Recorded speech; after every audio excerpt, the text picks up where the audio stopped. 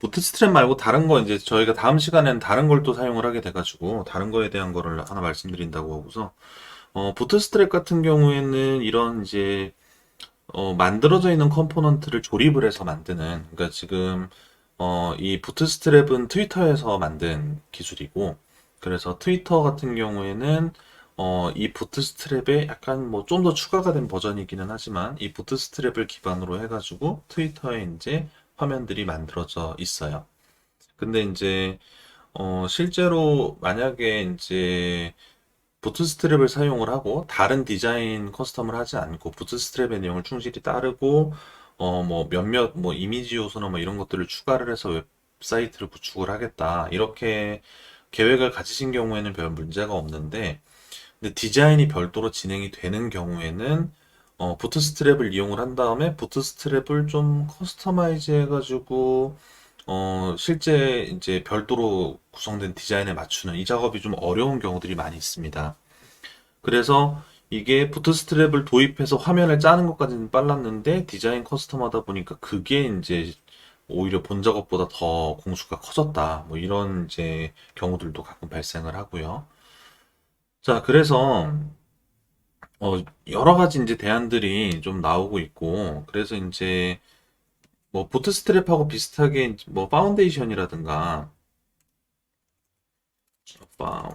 파운데이션 CSS라든가 뭐 이런 이제 것들은 다 비슷한 컨셉들을 가지고 있어요. 그래서 이제 이 UI들을 다 만들어 가지고 조립해 가지고 하게끔 제공을 하는 그 이제 마치 레고처럼 준비물들을 만들어 놓고 조립을 해 가지고 완성품을 만들어라라고 하는 그런 이제 것들을 가지고 있다면은 약간 혼자 컨셉이 좀 다른 게 이제 테일윈드라는 거고요.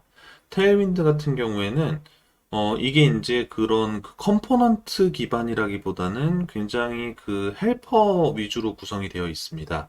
그래가지고 이게 이제 그 버튼 같은 것들, 그러니까 버튼을 만들어 놓고 뭐 그거 이제 실제 클릭할 수 있는 버튼 바로 이제 그 태그만 추가하면 버튼 모양이 딱 나오는 그런 것들이라기보다는 여기 보시면 주로 이제 그 플렉스 조정하는 거랑 그리드 조정하는 거에 대한 것들이 있다든가 스페이싱을 조정을 한다든가 사이징이라든가 뭐 이런 게 있는데 주로 이 내용들을 보면은 어떤 그 테일윈드에서 제공을 하는 것들은 이 레이아웃을 잡을 때 배치를 할 때 도와주는 것들 그러니까 뭐 사실 이제 우리가 이런 UI를 만들 때 고민을 하는 거는 여기 있는 이 버튼을 어떻게 만들 것이냐에 대한 고민도 물론 있지만 자 여기 이제 헤더에 있는 것들을 보면은 헤더에 있는 요소가 크게 보면은 왼쪽에 있는 버튼 그룹, 오른쪽에 있는 버튼 그룹, 가운데 있는 검색바 이런 식으로 이제 나눠지게 되는데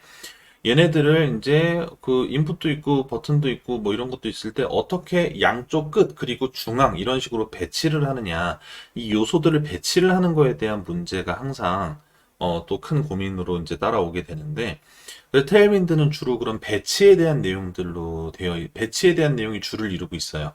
그런 다음에 여기 이제 뭐 컬러나 뭐 버튼 컬러나 뭐 레이디어스나 백그라운드나 뭐 이런 거에 대한 것들이 있으니 뭐 예를 들면은 이 둥근 네모가 적용되어 있는 버튼을 만든다 그러면은 여기 있는 이 헬퍼들을 이용을 해가지고 조합해서 만들 수도 있고 그거를 따로 커스텀해서 등록할 수도 있지만 테일윈드는 이런 이제 이미 만들어진 버튼, 이미 만들어진 드롭다운 메뉴, 뭐 이미 만들어진 뭐 캐러셀 디자인 뭐 이런 것들보다는 배치 위주로 이제 되어 있어요. 그런 다음에 실제적으로 그 하나하나의 컴포넌트들은 디자인이 이미 있고요. 그런 다음에 그 디자인을 적용을 해가지고 만드는 그 디자인을 하나씩 하나씩 이제 스타일리스트 조정을 해가지고 만들게 되잖아요.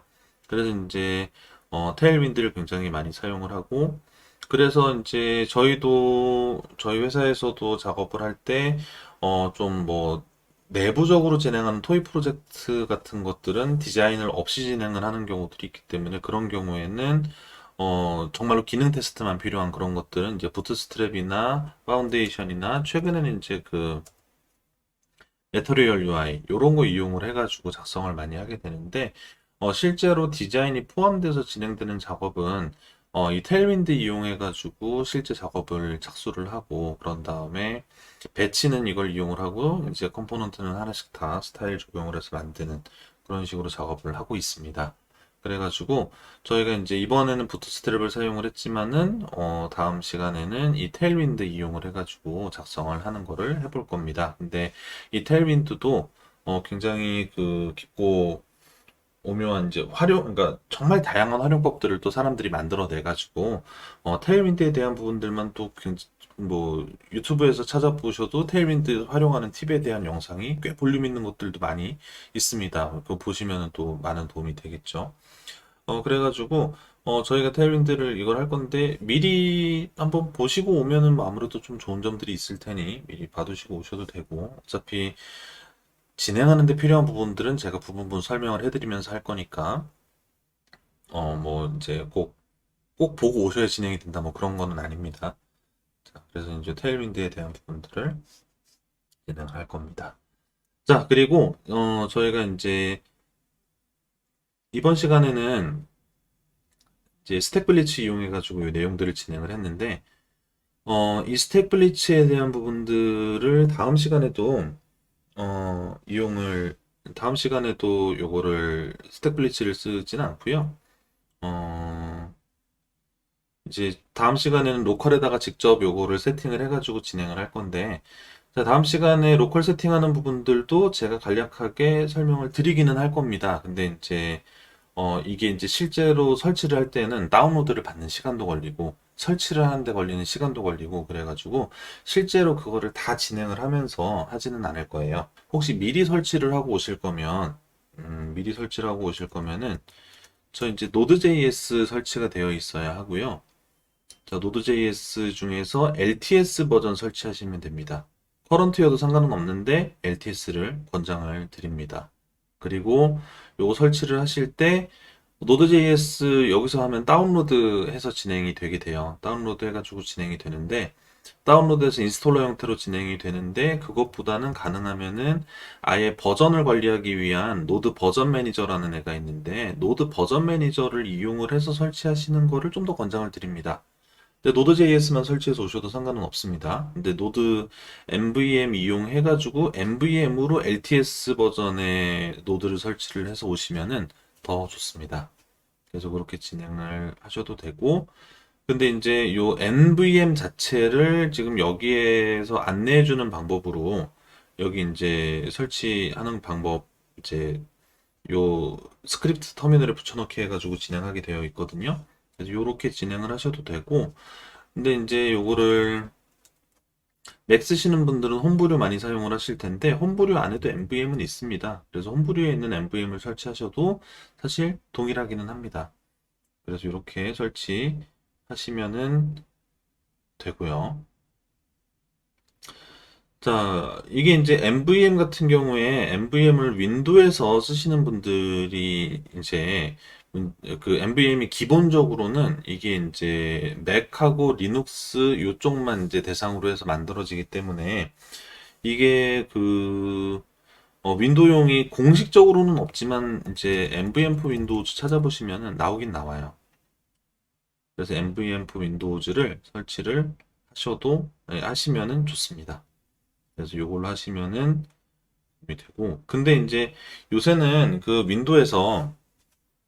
윈도우에도 이제 윈도우 안에서 리눅스 돌리는 게 가능하잖아요. 그래서 이제 WSL이라고 WSL 이용해가지고 가능하면은 이제 그 노드 관련된 것들은 뭔가 노드 관련된 작업들은 일단 이 노드가 만들어져서 올라가게 되는 환경들은 대부분 리눅스 환경이에요. 서버에서 구동을 한다고 하면 대부분의 서버는 이제 그 웹상에서 구동되는 서버에 이제 9할 이상은 다 리눅스 서버고, 그래서 노드가 실제로 동작을 하게 된다면은 노드가 윈도우 서버 위에서 돌아가기보단 리눅스 서버 위에서 돌아갈 가능성이 더 높습니다.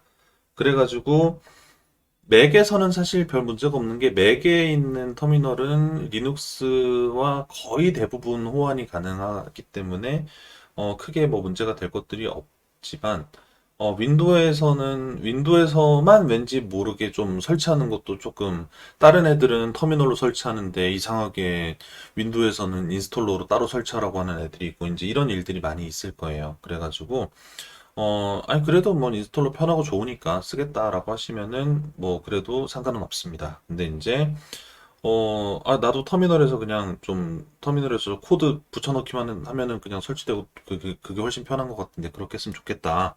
라고 하시면은, 이제, 그 윈도우 서브 시스템 리눅스라고 하죠. WSL이라고 하는, 요거 이용해서 설치하신 다음에 그 위에다가 이제, 요 MVM이나 노드, 이런 것들 설치해가지고 진행하시면 될 것 같습니다.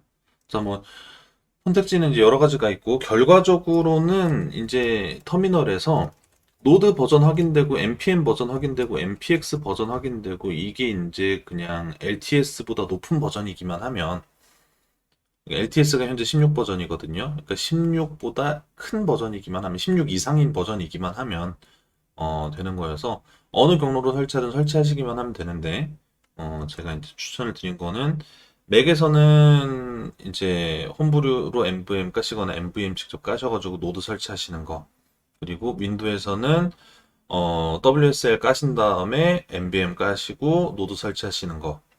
그리고 그게 아니면은 그냥 NVM for 윈도우즈를 까시는 거. 근데 그것도 귀찮으시면은 그냥 노드 다운받아서 설치하시면 됩니다. 어느 쪽으로 하시는 상관은 없고요. 자, 그런 다음에 이제 여기 Next.js의 시작 부분에 가보시면은 이게 노드가 깔려 있다는 가정하에 프로젝트 만들어가지고 시작하는 내용들이 나와 있습니다. 그래서 요거를 했는데 별 문제가 없이 뭔가 진행이 됐다. 그러면은 다음 주 진행하는 것들을 별 문제 없이 소화를 하실 수가 있다라고 볼 수가 있겠습니다. 그렇게 하시면 됩니다.